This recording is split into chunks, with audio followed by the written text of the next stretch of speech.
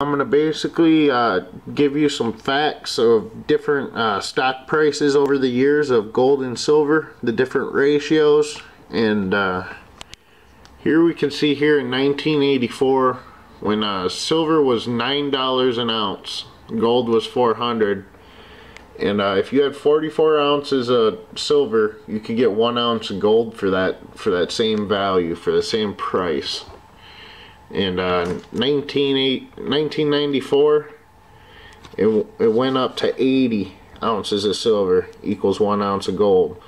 So you could have started out with, in 1984, you could have traded 44 ounces of silver for 1 ounce of gold. Could have waited 10 years and you could have doubled your went back to silver and doubled up again.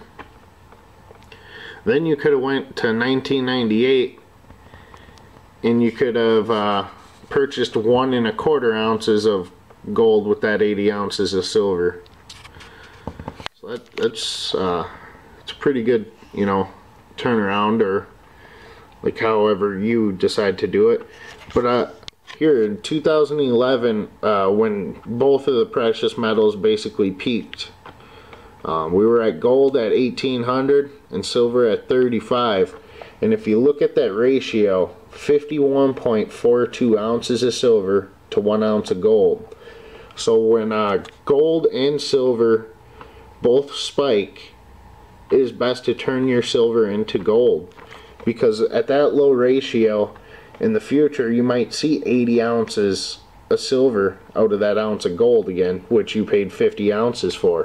Right now we're sitting at about 64.6 ounces, and that's right about in line with the rest of these numbers, but I'd say that's still a little bit high. If silver spikes up again and we see a 50, maybe 55 ounce silver to gold ratio, I think I might you know, turn it in and get an ounce. But I'm not going to go all gold. And I think it's best to have a diversity, because you can see that these prices don't all reflect each other. You see the ratios moved quite a bit in that time period. And also, people that speculate that the economy collapses, I have one real question for you guys. If the stock market were to collapse, and I know a lot of people collect silver and gold for this reason, what would you value your silver and gold at? Because there wouldn't be a basis. There wouldn't be the stock market there to tell you what it's worth. So how would you value it? Those really good question that I think that any silver or gold stacker should really think about. How would you value your silver? You know, barter wise. Here's a little fun fact. In 1850 to 1890, all the US coinage production, I did a comparison to see how much gold versus silver that we used, and we used 7 ounces of silver per 1 ounce of gold. But yeah, I think right now our ratio is a little bit high. I'd like to see it lower, and then maybe I'll think about getting into gold, because I think silver, when you see a spike, you can see right here that it silver becomes more profitable than gold.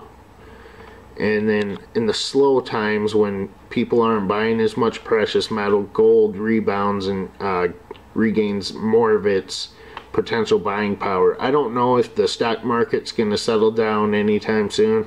Who knows? These are just my opinions, but I think when precious metals spike, sell your silver, get a little bit of gold, make sure you save some silver as well. I just figured I'd put this thing up, showing you guys how you could potentially improve your holdings by switching between gold and silver.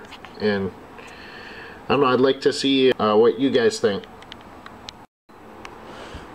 So I see a lot of people that on YouTube here that have numismatic style bullion like this. This is a Mount Rushmore 5 ounce, and this isn't a piece that I would ever trade to acquire gold, unless if you know, 5 ounces of silver bought an ounce of gold, maybe then. But it's just not a piece that I would use. And I see a lot of stackers that mainly they only have numismatic style coins, and it would hurt them basically to exchange their silver for gold because they paid a high premium. So that's some things to consider. These are some things that I would consider trading for gold. And here we have a 5-ounce bar, Silvertown, a Scotiabank 5-ounce round, or a 10-ounce Sunshine Mint bar. And the reason why I would consider trading these is because they have no numismatic value. Basically, the price of silver dictates what these are worth, and only the price of silver. So if the ratio were to go down, you know, this has a lower cost than if you were to trade, you know, a numismatic coin that you paid $5–10 over spot for. This, you would have your best potential, you know, for improvement if you're swapping from gold to silver. And I personally don't own any gold, but I'm watching the ratios, and if it goes in silver's favor, I'm gonna probably end up trading some of this towards some gold. And I just think it's a good thing to diversify, you know, have a little bit of silver.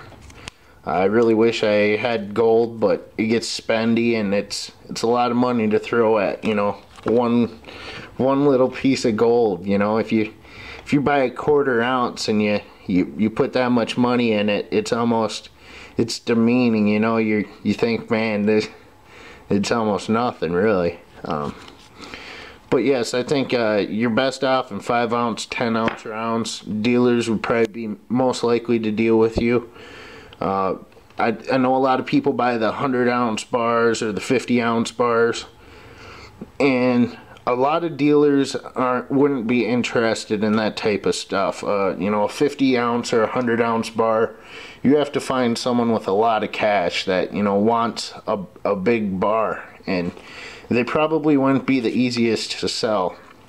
If you had 1-ounce rounds, the dealer would be more than likely wanting to deal with you. 1-ounce, you know, sizes, they sell probably the best. But also, you want to keep your premiums down. So unless you're getting those like right at spot, you kind of have to check and see, you know, for bullion wise, you want to pay the least amount per ounce as possible.